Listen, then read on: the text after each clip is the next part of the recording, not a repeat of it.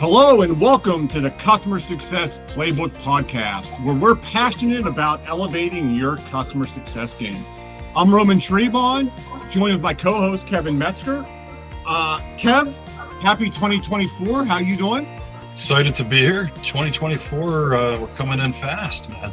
I know it's been a little bit since we had a show. I feel like we've been took a little time off for the holidays, and I know we had a show that kind of wrapped up 23, Kevin, and we talked about our new format going into this year, right? So you want to kind of give our audience a little reminder of what we're doing this year that's a little bit different than how we did it the first year? Yeah, and by the time everybody's listening to this, you may have heard the first episode of the year, but we are recording prior to launching that first episode. So first episode's kind of a pregame this year, and we are doing a topic on a month, each month, basically. So we'll do a pregame, then we're going to do a guest interview, kind of covering the topic, and then Roman and I will be publishing a thought piece on the topic, and finally we'll follow up with a post-game wrap-up kind of about what we learned during the month and what our experiences were. And so this month we're kind of really focusing on, as a new leader coming into a business, having been hired into a new business, how do you focus in your really first 30, 60, 90 days and hit the ground running, right? I mean, that's what I'm excited to hear. And I know we have a great guest, Kev, you're going to introduce here to help us get going, right? Exactly. Yeah. So our guest for this week is Marcus Vassell, a dynamic professional with over 15 years of experience in developing customer-centric strategies. As a customer success thought leader, Marcus combines his MBA and expertise in customer experience, voice of the customer, and customer success operations to deliver impactful solutions and insights. His background includes robust roles in project management and leading cross-functional teams, where he excels in requirements gathering, executing program strategies, and has co-authored thought leadership material. Marcus has held significant positions such as Director of Customer Success at Springbot and Director of Process Improvement at ADCom Solutions. And at Jabian, which was a consulting company, Marcus was a Senior Manager of Customer Success there, where he delivered on customer success strategies and solutions. In this episode of the Customer Success Playbook podcast, we're going to talk about establishing yourself in a new organization upon being hired as a leader in customer success. We're going to discuss Marcus's model for maturing a customer success organization and how it applies to new leaders entering a CS organization. Marcus, your model talks about evaluating an organization based on the people, process, and technology, and talking about it from a crawl, walk, run standpoint. Can you kind of give us a brief overview of the maturity model as a whole? And welcome to the show, by the way. Awesome. Thank you. Glad to be on this show. Well, the customer success operating model is an evolutionary framework that can be used to measure, plan, and evaluate your organization's customer success maturity level. And in those stages, they have 3 stages. You have, first stage is crawl, which is like that silo stage. Everyone is kind of, in different departments and they know their own domain. It's not really a customer success department yet. Those departments haven't aligned with customer success yet. But then your next stage is the walk stage. It's more customer centric. And that's where you start to really, define that customer success, and all those other departments kind of come together to help in that customer success for that customer success organization. And then the last stage is that run stage. I call it customer obsessed. And that's when that stage you're utilizing technology, you're being proactive, and you kind of having like a symbiotic relationship with all those other organizations and complete buy-in as well. And that's the customer success model as a whole, as an example. So yeah. Marcus, love it. So I read the model, really enjoyed it, and I love how you kind of broke it into the different stages and even across people, processes, and technology, right? And so I guess as a leader coming into an organization, you don't know maybe where the company is currently on the model. How do you recommend someone coming in? How do you kind of find out where they are? How do you best kind of gather this information to find out where you kind of put them on your maturity model?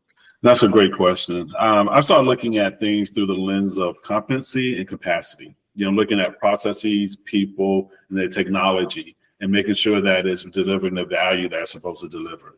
So everything I look at it, I can understand if it's not delivering on that value, as well as understanding, hey, what is the customer needs and what is the purpose of these people, processes, and tools from a training perspective, from a process, is it scalable or not, as well as from technology and tools. So all of those things, I look at it through the lens of competency and capacity, and making sure that it's delivering the value for that particular stage that they're at, as well as looking at the understanding the voice of the customer.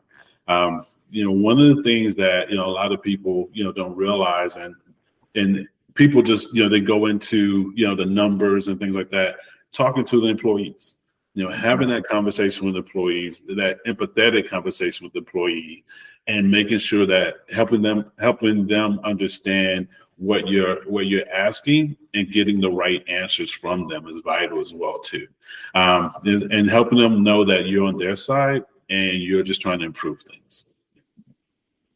So when you go in and you start asking questions, and one of the things I think I heard you just say is you're asking it based off of the stage of the company, or the stage where the company's at, but how do you make that initial assessment where the company's at and really where they want to go? Yeah, when I say looking at the lens of capacity and competency, when I see as a company or a process that's is operating as silos, meaning like those different organizations, they're not talking to each other. They're when you have a conversation with the people, they're just saying, this is what I do, and they don't know what they do or realize what they do, how it affects upstream or downstream. And when you start hearing and seeing siloed, those silos of people, those processes are redundant processes are not mature enough, then you can still easily say, yeah, they're in a very much so stage one, that crawl stage. They don't really have the organization. They have the organization. They're still trying to create the organization internally, improve things, and making sure that those things are solidified before they can even do something customer centric, right? So that's what I see. When I do see those things that's in silos, people and the culture are more, this is just about, what I can do, organizations and those metrics, or just focus on that organization's metrics and not how things are affected downstream. That's when I can tell that, hey, yeah, this is a silo organization of stage one versus a stage two, which is more customer centric. That's when you have a mature voice of a customer. They're not reactive like a stage one. When it comes to, customer needs, and those, everyone is aligned with the customer, as well as those people, processes, and tools are mature internally as well. Because from a stage one, before you go to stage two, you have to mature that, those people, processes, and tools, and most of it is that internally maturing those people, processes, and tools. Because that's what, like, every stage is value. There's not, stage one is not, it's not bad at all. You want to make sure that, your people know how to onboard customers. You want to make sure your processes are at a way that's going to be mature and scalable, right? And your technology, you make sure that your technology is functioning how it's supposed to function. It's gathering the information. You're using the CRM. It may not be the most robust CRM, but you're using a CRM tool, and it's giving you, and it's providing that value. And then as you continue to build and say, okay, now that we're mature as a stage one, then you can say, okay, now we can be more customer centric and start looking externally and understanding and getting that feedback externally and say, hey, we're great with these, with this processes and tools. Now let's make sure that we align those processes and those tools and the people with the customer and what they need. And that may go to maturing or upskilling your people to understand maybe that market or the industry that customers in, as well as those processes, making sure those processes are not redundant, and also using technology to help, with with those processes and with those tasks, so that customer success manager can spend more time with that customer, again, being more customer centric. Yeah, Marcus, that's great. And I should say for our audience, your maturity model, the article, we'll put a link into our show description. We'll have it posted. It's called the Customer Success Model: How to Accelerate Value Through Maturing Operation Strategies. So if you want to, like they used to say in the baseball games, if you're keeping score at home, make sure you click on the link, and as we're talking through this, pull it up, because again, it's a great article in and of itself. But again, I love sort of the way you frame the boxes, the maturity models. So Marcus, again, as you look at companies, you've gone into analyze organizations and kind of where they fall on the spectrum. These companies you don't need to have a CS program, right? You don't have to have a customer success program. Right. You just go in and kind of evaluate where they are. Yep. And then from there, you can kind of work to determine like what a customer success function would look like, and then how it could maybe best deliver continuous value to customers. Yeah, absolutely. I think one of the things that's really important is building that roadmap for them, right? Because they're sometimes they're too close to the trees, if that makes sense. They're in the weeds of things, firefighting, doing all the things that they can do, and not realizing like, hey, you need a roadmap. You're here now. How you get from that stage 1 to stage 2 and stage 3, and just having that roadmap is just been providing that clarity for them is just amazing. And then they can start working on, hey, these are some things we need to work on so we can get to that stage 2. Getting that executive buy-in, having a better understanding of that current stage they're in, defining those goals and those roadmaps, investing in training and development. Those are the things that they can, start planning for. So, Marcus, I think you may actually be answering this question partially. I'm going to see if I can modify it a little bit. But when you've got an organization and you want to accelerate to being, basically a mature organization, customer focus on the customer, making sure that you've got the customer's goals and you're working towards those goals in mind as an organization. Yep. I think, the question is, how do you accelerate that as quickly as possible? I think maybe part of that is developing the roadmap, but yep. Can you expand me on that? Absolutely. And I also talk about executive buy-in, and that's really important as well, too, to your point, how to accelerate that, making sure the executives are buying into that. But also agile implementation adoption is really important if you want to accelerate. You want to be prepared to quickly implement changes and adapt strategies based on feedback, performance data, and market changes. That's one of the ways as well, too. Cross-functional collaboration. So fostering collaboration between the customer success team and other departments such as sales, marketing, product development, and support. This ensures alignment and unified approach to customer success. And last but not least, one of the things that is really important to me is monitoring and measuring success, right? Continuously monitor KPIs and metrics related to customer health, satisfaction, retention, and value delivery. Using these insights to refine strategies, improve the value of advancing through the maturity stages. Because the last thing you want to do is get to a certain stage and measuring. It's like, wait, we need to iterate and do something different, right? So those are the things that if you really want to, go quickly through these models, those are the things some of the things you have to have. Measuring, Kev, did you feed at the Marcus? Kev, I know you're a big measuring guy and KPI guy. So I didn't know if I was thinking that for the episode. That's great. So Marcus, curious. So an organization, if you come into it, and I've experiencing this a little bit. So you come into an organization, they have a very high touch experience today, right? But everything is high touch, right? Yeah. And so it's like if you're a big fish or a guppy, right? You still get that high touch, right? And so again, I'm curious how you go about evaluating that, because maybe the processes and the maturity for those top tier clients, maybe that's a little bit more mature, but from a lower scale client, it just doesn't. There's no capacity to do it, right? And you get stuck with scale. And curious how if you're in an organization like that, where do you how do you best take action when you have something like that that's happening, those very high touch sort of engagements? Absolutely. I think that's one of the things that I've actually experienced that. Segmentation is extremely important. And not just, when you say, okay, yeah, these are these customers, but really segmenting them and then having and developing that profile, right? The revenue that this customer is giving you, as well as, how many of those customers they have, it is really important, because if you're doing high touch and everything, and those customers that are maybe smaller but they need a lot of hand holding, those are, those could be, maybe that high touch from a, tool and technology.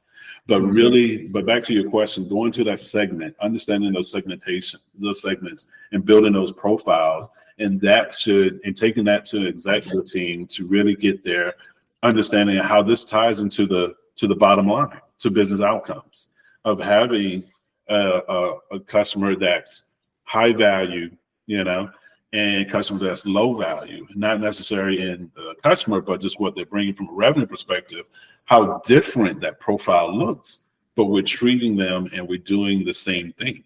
I mean, that low profile customer, that low revenue customer, that customer may not need a customer success manager to walk them through, the industry and talking about the industry. They just really need training. Yeah. And that training could be from a webinar perspective, or that onboarding could be from a gain from a tool perspective, as opposed to that, that high revenue, large customer that you're bringing in. That's going to provide, you need some more, that high touch, personal touch, so to speak. And that's really important. And I think, and then once you create those profiles and you start looking at, hey, what are the retention rates, in them, right? And it's like, yes, you want to retain everybody, but you only have so many, resources, right, that you can. So you start to paint that picture for that executive, and they really start like, wow, okay, this makes sense. And that's what happened with us. We really, at the company I was with, they really had to, really see it, because they've been doing the same thing for so long, and that inertia sets in. And once I came in, they took a step back and say, hey, let's evaluate these segments and profiles. And that's when they start realizing, like, oh, it makes sense to, not everybody have a high touch strategy. And so you're looking at building basically different customer journeys based off of the customer profile and kind of separating out the journey by profile. Yeah, building customer journey profiles. And I love the customer journey, those customer journey profiles, because what it's saying is, this is what this type of customer needs. And we're going to give you this. We're going to give you this in this journey. A large customer doesn't need hand-holding about training. They already know it. They need, someone that has industry expertise to really take their company to that next level using their product or services, right? As opposed to low touch. I'm not ready for that. You're telling me this and you wanted me to upsell. I can't afford that, I can just really want to use this tool and making sure that this tool really helps my business where I'm at now, right? So it's really providing the needs for that customer, providing those needs. And I think that's where when you talk about retention, that's when you start seeing, retention and customer satisfaction, how they start to, when that customer satisfaction goes up, because, hey, you're listening. You're actually providing what I'm needing as a segment. When that goes up, guess what? The retention percentage starts to go down. Yeah. And Marcus, as you build up those journeys and you start to look at potentially transitioning from like super high touch to different types of touches, right? Like low touch, medium touch, digital touch, whatever it may be. Yeah. I guess as you do it, you've talked about, again, getting feedback, the importance of feedback, measuring. And I guess it's trial and error as you shift from all high touch to maybe a lower touch approach. It's you introduce something and you say, maybe that was a little too low, or maybe it's still a little too high, right? Is that kind of the best way to go about it, or how have you addressed that in the past? Absolutely. Monitoring and measuring that success, right? That's extremely important. And that's just with change management or any type of change. You want to, make sure that you want to have a pilot first. I think before you make any changes of like high touch to low touch, you want to do a pilot to make sure that what the customer is actually needing and what you're trying to give it actually lines up. So that's what I usually do. I start a pilot and gather data, from that pilot to make sure that, it definitely, it confirms our hypothesis that this type of, touch actually providing value to the customer. And some of the things that we do look at is customer satisfaction, as well as, the revenue, upsells, opportunity, cross-sell opportunities as well too. Because when the customer is satisfied and their answers are being, and their voices being heard, that allows you to, as a customer success manager, to, say, okay, now that we have all this out the way, hey, this is how we can really provide value with our service or product as well too.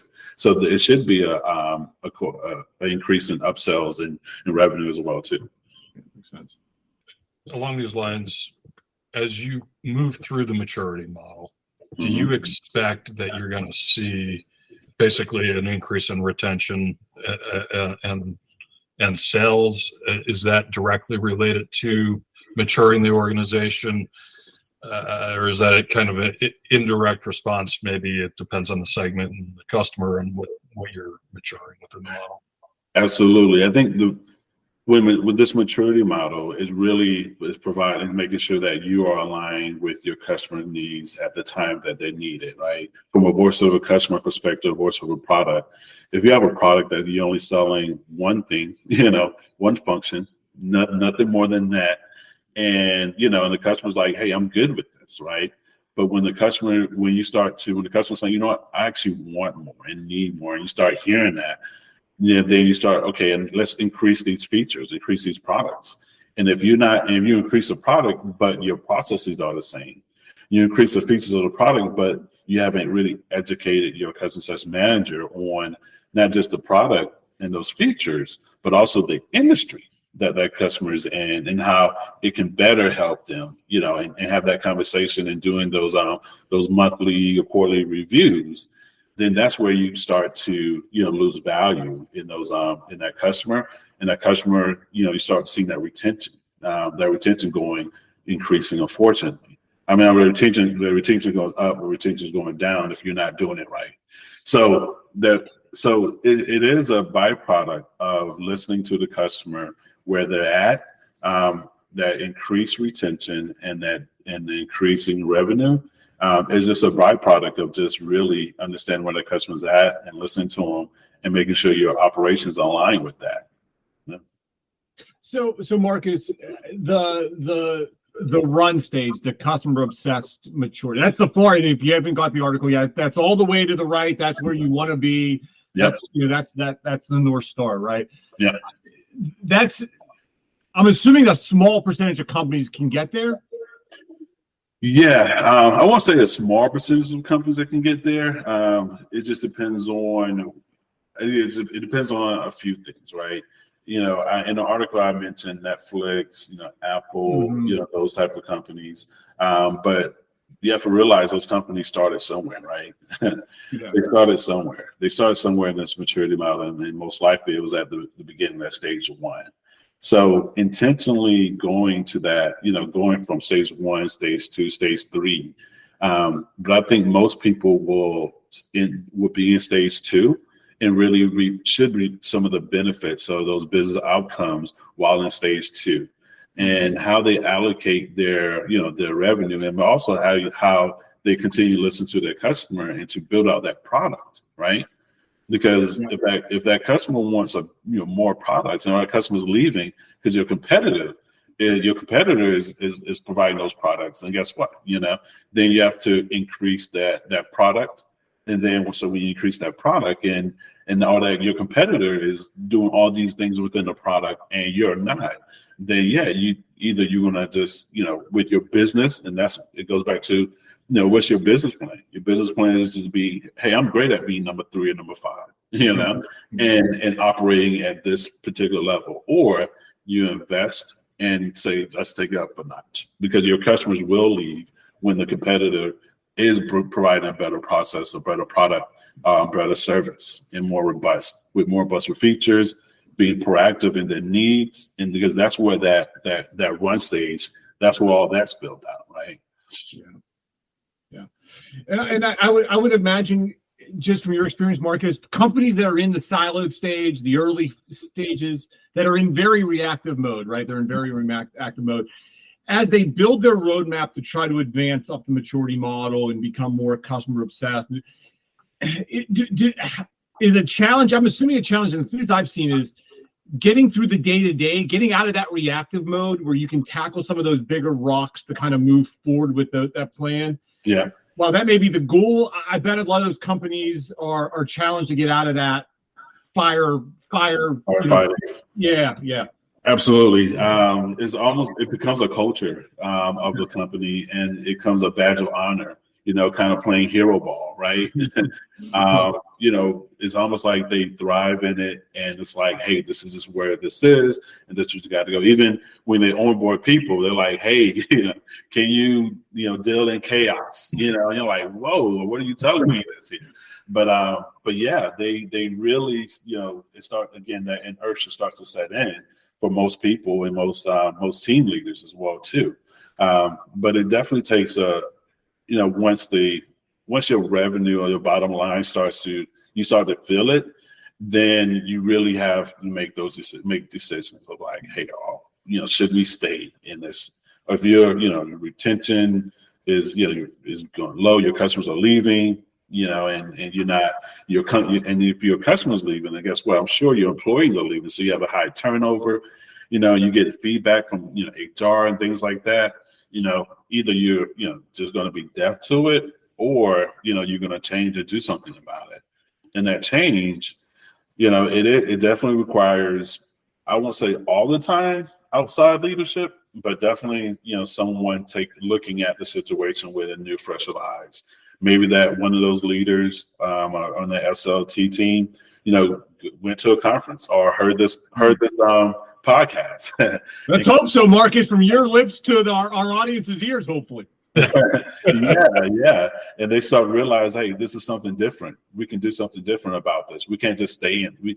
We can do something different. And this is a roadmap, that we can start to look at things through. And I've gotten a lot of feedback from people that saw this and kind of walking them through their leadership team, of like, hey, we can get here.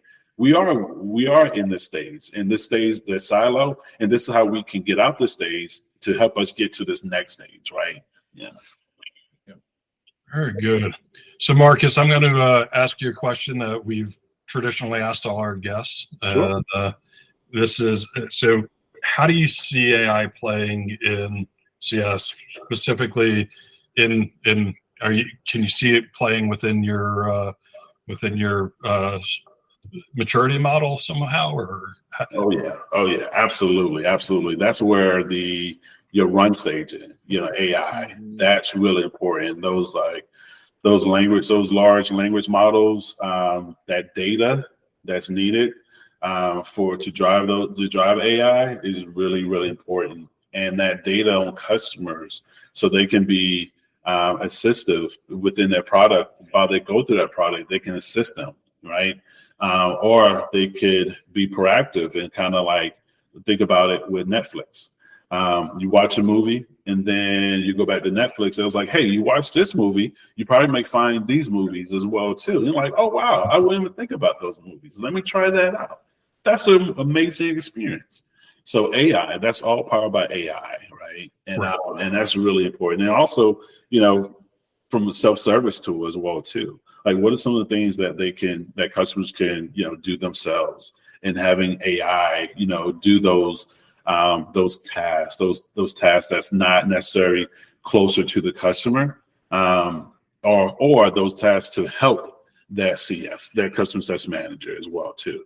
All those things I think that I can definitely see in this model. AI can, definitely provide advantages to that customer success community. Yeah. So Kevin, I'm ready to give Marcus the really hard questions, our rapid fire questions that we do with all of our guests. Before I do, though, any other questions on the maturity model before we pivot? I think I'm good. Thanks, Rob. All right, Marcus, now buckle up because here we go, okay? All right, let's do it. All right. One hobby you have outside of work that helps you unwind? PlayStation 5. Oh, are you serious? Nice, Yeah. nice. Yeah, I am holding off until I heard the new college football game is coming out. They're bringing it back, and that's my jumping off point to get the PS5. So nice. I'm hoping it's coming out soon. All right, early bird or night owl? Oh man, night owl. Big time. Night owl. Okay. All right. Do you have a favorite sport to watch or play? Wow, I love watching football. But funny thing, I love playing tennis. Nice. And our guest, Marcus, is in Atlanta. We're a huge tennis community down here. So have you gotten into the pickleball craze, Marcus? Yes. Actually, I got into. It's funny. I used to play either a version of pickleball. It was like wall ball. Wall ball. Yeah. Yeah. I used to play that in elementary school.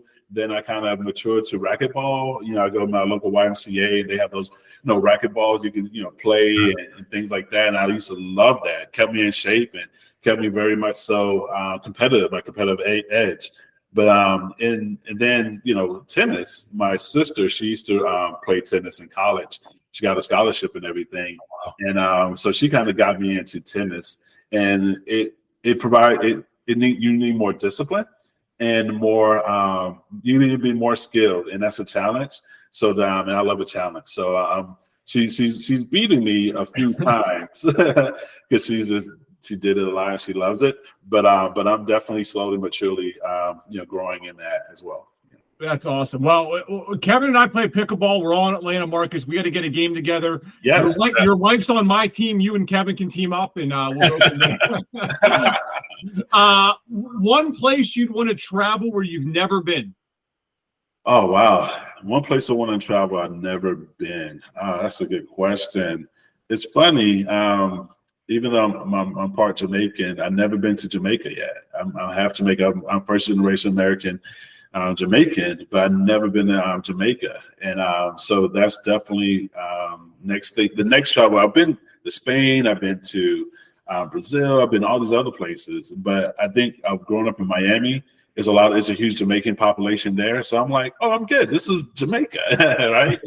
Like, no. So Jamaica, I really want to go there, especially with my sons, so they can see their roots and where they come from. So, yeah, that's awesome. I just saw the Napoleon movie this weekend, and one of the trailers was for the Bob Marley movie that's coming out. I don't know if you've seen the trailer. Yes, looks really good. So that's not going to get you to Jamaica, but maybe a little bit as a little something here to in between now until the trip. No, that movie's well overdue. I can't wait to see it. So yeah, it looks good. All right, last question. Do you have a favorite book or a book recommendation for our audience?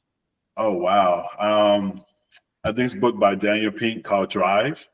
Man, reading that, it really helped me to be a better people manager, managing people, really understanding what drives people was amazing within the company. And I literally will utilize some of the strategies that he used and just literally picked it up and put it in a PowerPoint and kind of like, hey, let's do this. And I saw how it really helped. So if you're a people manager out there and you're managing a team, definitely pick up, Drive by Daniel Pink. Oh, awesome. That's a great recommendation. Thanks, Marcus. Absolutely. Well, that's a wrap for this episode of the Customer Success Playbook. Marcus, thanks so much for joining us. We really enjoyed this conversation. Yeah, I had so much fun. I'm like, man, it's over already. But yeah, this is really good. Time flies when you're having fun. Yeah. Well, we hope our audience found our conversation insightful, and it helps you if you're entering an organization or if you're analyzing your organization on where they are and where there's opportunity to continue becoming more customer obsessed. Definitely check out the article, Marcus and his maturity model. We'll link that in our show description. We'll link it on LinkedIn, so it should be easy to find. Yep. If you enjoyed this episode, please like, subscribe, comment, share it with your friends and colleagues. And we have a lot of great guests lined up for 2024, so excited about that. Kevin, any other closing thoughts? Just keep on playing. Keep on playing, everyone.